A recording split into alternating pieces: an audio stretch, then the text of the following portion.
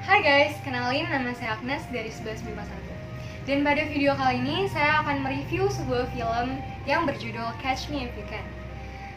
Yang dalam bahasa Indonesia artinya itu tangkap aku kalau bisa.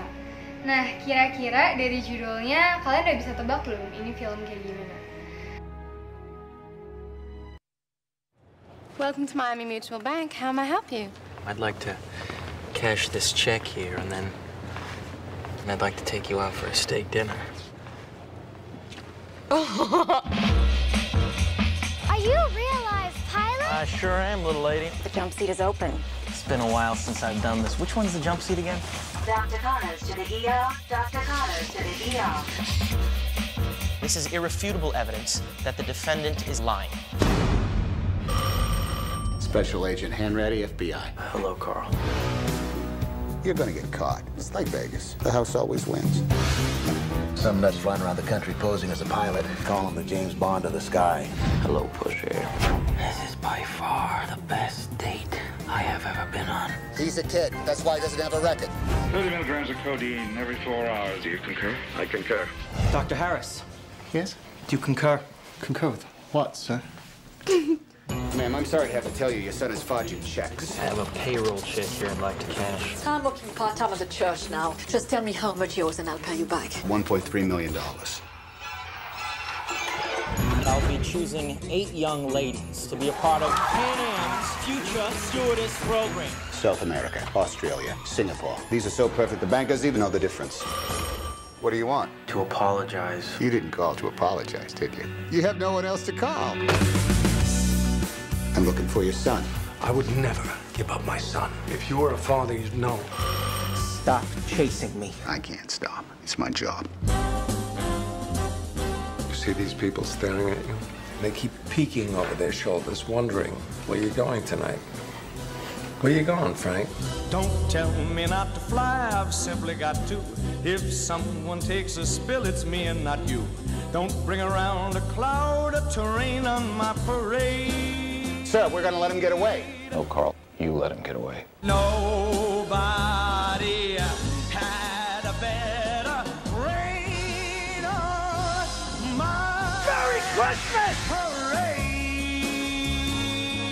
I'm getting close, huh? You will go to prison. You're gonna have to catch me. Jadi, film yang dirilis pada 25 Desember 2002 ini bergenre action, komedi, atau drama. Film yang berlatar belakang di Amerika Serikat pada tahun sekitar 1960-an akhir. Ini tuh berdurasi 141 menit. Nah, film ini tuh disutradarai oleh Steven Spielberg dan juga diproduseri oleh Steven Spielberg dan Walter Parkes. Film ini dibintangi oleh Leonardo DiCaprio sebagai Frank Abagnale Jr., Tom Hanks sebagai Carl Hanratty, Christopher Walken sebagai Frank Abagnale, Martin Sheen sebagai Robert Strong, Natalia Bay sebagai Paula Abagnale, Amy Adams sebagai Brenda Strong, James Brolin sebagai Jake Barnes, dan banyak lainnya. Jadi, film ini tuh menceritakan tentang biografi dari Frank William Abagnale Jr. Nah, mungkin banyak dari kalian yang belum familiar dengan film ini. Jadi, film ini tuh menceritakan tentang kehidupan Frank Abagnale Jr., seorang pemuda yang awalnya tuh hidupnya bahagia-bahagia aja gitu sama orang tuanya, rukun. Tapi kemudian semuanya berubah ketika kedua orang tuanya memutuskan untuk bercerai, yang kemungkinan didasari oleh kebangkrutan ayahnya.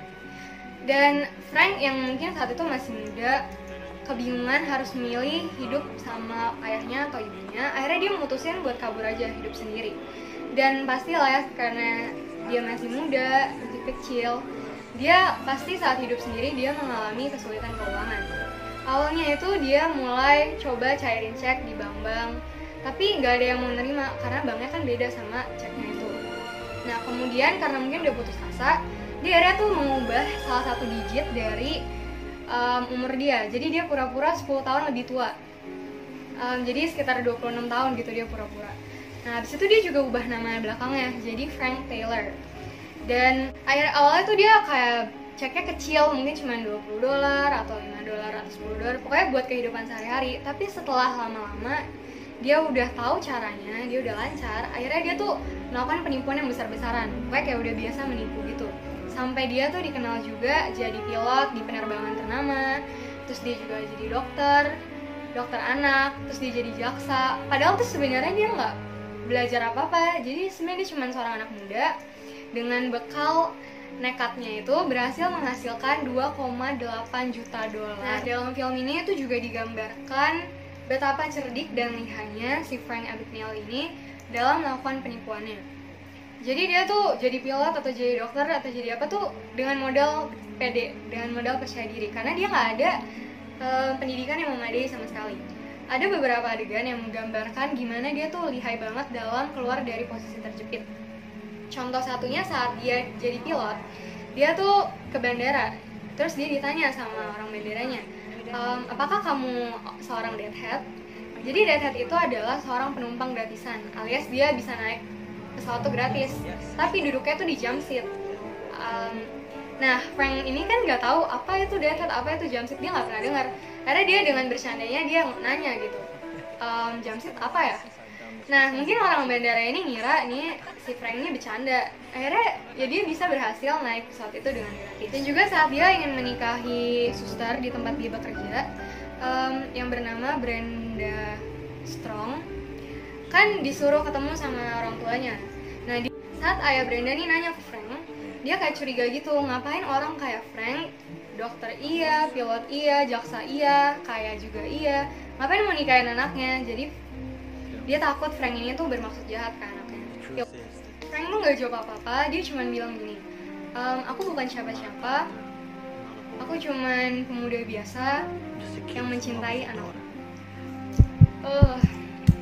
Frank ini memang gombal banget ya. Tapi sebenarnya dibalik kayak Frank hidupnya berlimpah harta atau dia sebenarnya tuh nggak bebas dan nggak sebenarnya bahagia. Karena sebenarnya dia tuh dikejar-kejar sama seorang agen FBI yang bernama Carl Henry. Jadi agen ini tuh dia sebenarnya udah mau ketangkep di suatu hotel. Tapi saat itu dia udah masuk nih. Nah, si Frank itu pura-pura kalau misalnya dia tuh agen Secret Service yang namanya Barry Allen. Awalnya sih Carl ini curiga, tapi akhirnya pas disuruh coba mana kenalnya Secret Service itu, si Frank ini malah ngasih aja gitu dompetnya. Kayak ini kalau mau lihat aja. Nah, akhirnya Carl ini kan percaya dong ya, kayak dompet aja dia udah ngasih. Nah, akhirnya si Frank ini keluar pura-pura bawa buktinya, padahal dia tuh kabur. Nah, akhirnya Carl yang di dalam hotel ini dia mulai curiga dong, kayak emangnya Secret Service ikut ke dalam penyelidikan ini. Akhirnya pas dibuka dompetnya, isinya tuh stiker-stiker kayak misalnya label-label dari makanan gitu, jadi nggak ada ID pengenalnya. Nah, sejak dari kejadian hotel itu, mulailah aksi kejar-kejaran mereka yang seru banget dan benar-benar lucu juga dan cukup menegangkan. Nah, singkat cerita ini udah berkali-kali si Carl coba nangkep si Frank ini, tapi tetap aja gagal. Akhirnya tuh dia nemuin suatu cek palsu dan itu terbukti kalau misalnya itu cuman bisa dicetak di Prancis. Akhirnya dia tahu nih kalau misalnya Frank tuh ada di Prancis. Akhirnya dia kesana. Setelah di sana dia itu ketemu di kayak pabrik percetakan memang punya si Frank ini. Dan akhirnya di situ si Carl tuh bilang kalau misalnya di luar tuh ada banyak polisi Prancis yang udah mau nembak mati si Frank ini kalau misalnya dia keluar sekarang tanpa ditangkap sama si Carl. Akhirnya awalnya tuh si Frank masih kayak enggak pasti bohong, enggak mungkin lah, kan itu saat itu posisinya Natal, enggak mungkin lah polisi ngapain kerja di Natal gitu. Di sini juga kita bisa merasakan pergolakan batin si Frank ini. Jadi dia tuh antara mau percaya atau enggak sama si Carl. Dia terus nanya, is that the truth? Kayak, apakah benar kalau misalnya di luar tuh ada polisi? Karena mungkin setengah dari diri dia percaya, tapi setengah lagi tuh nggak mau percaya. Dan akhirnya dengan Carl yang berhasil membujuk dia, akhirnya dia percaya. Dan memang benar, ternyata ada banyak banget tiba-tiba polisi berdatangan yang ingin menangkap si Frank. Nah, akhirnya Frank kan udah ditangkap dan dia dimasukkan ke penjara di Prancis. Saat si Carl ini sedang membacakan pasal-pasal atau undang-undang yang mendukung ekstradisi. Nah, setelah mereka udah di pesawat untuk berangkat ke Amerika Serikat, si Frank ini terus nanya ke Carl, katanya janji kan mau ngasih dia telepon ayahnya. Nah, akhirnya si Carl ini membawakan berita duka, yaitu bahwa ayahnya Frank ini ternyata udah meninggal. Frank di sini tuh kayak terpukul banget gitu karena dia belum sempat ketemu lagi sama ayahnya setelah dia udah di penjara. Setelah itu dia ke toilet kan, kayak dia nangis di situ. Di situ tuh dia sembunyi kayak di bawah bagian mesinnya dari pesawat. Habis itu dia lompat di bandara, dia kabur lagi. Nah, di pelariannya ini dia ke rumah ibunya. Pas dia ke rumah ibunya, dia lihat ibunya tuh tinggal kayak hidupnya bahagia sama suami barunya. Nah, setelah itu akhirnya para polisi sama Carl juga udah tahu dia bakal ke rumah ibunya. Akhirnya setelah 4 tahun si Frank ini udah di penjara di Amerika Serikat, si Carl ini melihat kayak potensi di dalam diri si Frank ini untuk membantu FBI dalam bidang penggelapan uang dan juga penipuan cek gitu kan. Nah, dia akhirnya si Carl ini membujuk atasannya untuk memberikan pembebasan bersyarat ke Frank ini. Akhirnya si Frank kan udah mulai kerja nih, sampai suatu hari sebelum akhir pekan itu si Frank ini datengin Carl kayak, besok mau ngapain, ikut dong kalau kerja. Mungkin karena si Frank bosen kali ya dia di kerja kantoran duduk aja gitu. Nah, tapi dia bilang besok kan akhir pekan, dia pengen ngunjungin anaknya. Akhirnya si Frank ini ditunjukkan lagi kalau misalnya dia tuh udah pakai seragam pilot lagi dan dia udah di bandara lagi.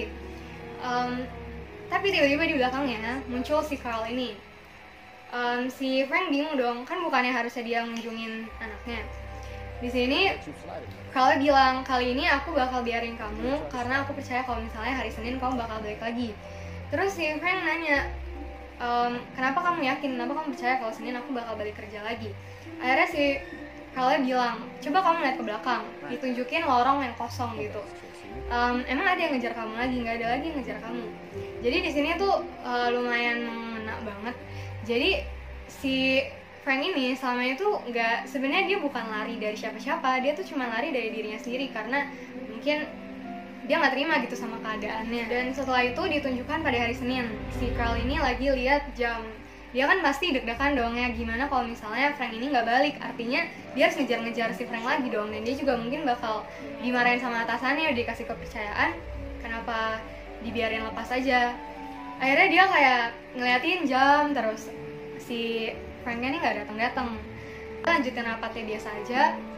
Tiba-tiba dia lagi cek pakai kayak kaca pembesar gitu, ceknya.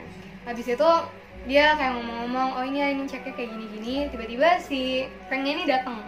Franknya ini datang terus, berarti si Carl udah lega dong. Nah, itu adalah akhir dari ceritanya.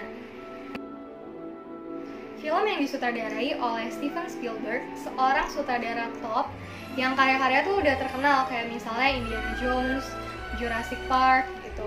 Nah, bisa dibilang film Catch Me If You Can ini berbeda sama karya-karya sebelumnya.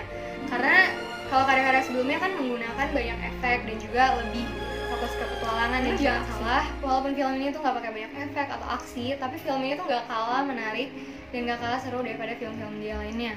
Jadi film ini tuh plotnya benar-benar dibawakan dengan sedemikian rupa, jadi tuh kita malah yang nonton tuh nggak bosen, kita malah kayak penasaran gitu kejadiannya apalagi nih abis ini, karena kejadiannya tuh benar-benar kita nggak duga. Nah, dalam memilih aktornya, Steven Spielberg ini juga benar-benar udah tepat banget. Dia tuh benar-benar memilih dari pemeran utama sampai pemeran pembantunya itu benar-benar sesuai dengan karakter yang pengen dia gambarkan. Hal ini tuh dibuktikan dengan dia memenangkan 16 penghargaan dan juga masuk ke 46 nominasi di acara penghargaan ternama seperti Oscar dan juga Golden Globe. Nah, sebagai pemeran utamanya ini ada Leonardo DiCaprio. Dia tuh mungkin ternyata kenalnya dia main Titanic ya sebelumnya itu. Nah, dia ini saat syuting film ini, dia tuh udah berumur 28 tahun. Tapi dengan hebatnya dia bisa menggambarkan seorang pemuda yang berumur 16 tahun. Dan dia juga bisa benar-benar menggambarkan kecerdikan dan kelihayan si Frank ini dalam filmnya. Dan juga untuk Tom Hanks, dia juga sangat berhasil memerankan agen FBI yaitu Carl Hanty. Dan dia juga bisa membangun chemistry dengan Leonardo DiCaprio dan menggambarkan betapa kedekatan hubungan antara Frank dan Carl. Yang saya suka dari film ini adalah plotnya yang ringan namun padat dan juga mudah dimengerti. Dan juga dia tuh membawakan teknik-teknik penipuannya si Frank ini dengan detail. Jadi kita benar-benar terkagum-kagum dengan kecerdikan dan juga kelihayan. Juga di film ini tuh benar-benar kayak memainkan perasaan penonton gitu. Jadi dari senang, dari mengharukan juga iya, menegangkan juga ada, sampai sedih, yang lucu-lucu juga ada. Sebenarnya Frank ini cuman hanya anak muda yang dia berusaha keras karena dia tuh pengen keluarganya tuh baik lagi kayak yang dulu. Dia pengen ayah dan ibunya kembali rukun. Makanya, dan dia tuh pikir kalau misalnya ayahnya kembali kaya, maka ibunya akan mau lagi balik dan kembali bahagia seperti dulu. Makanya saat scene dia melihat ibunya udah menikah lagi, udah bahagia juga, udah punya anak, dia tuh terpukul banget. Udah juga orang ayahnya meninggal karena dia merasa perjuangan dia selama ini sia-sia. Nah, yang saya kagum dari tokoh ini tuh bukan fakta bahwa dia tuh sebelum 19 tahun ya, dia tuh udah berprofesi sebagai dokter, pilot, jaksa juga, dan dia udah bisa mendapatkan uang sebesar 2,8 juta dolar dalam waktu sesingkat itu. Tapi yang bikin saya kagum itu adalah apa yang dilakukan setelahnya.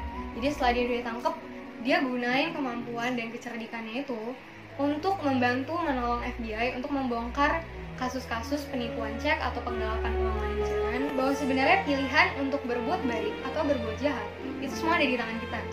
Jadi apakah kita akan menggunakan kemampuan, kepintaran, kekayaan kita untuk melakukan hal yang positif atau negatif, itu semua ada di tangan kita.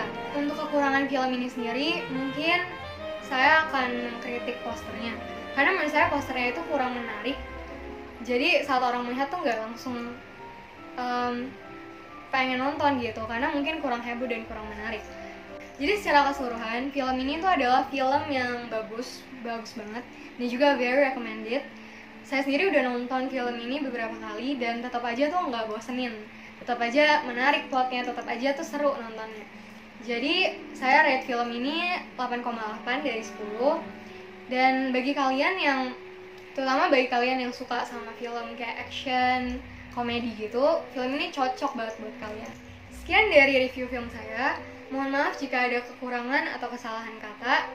Thanks for watching and don't forget to like, comment, and share. Selamat menonton guys!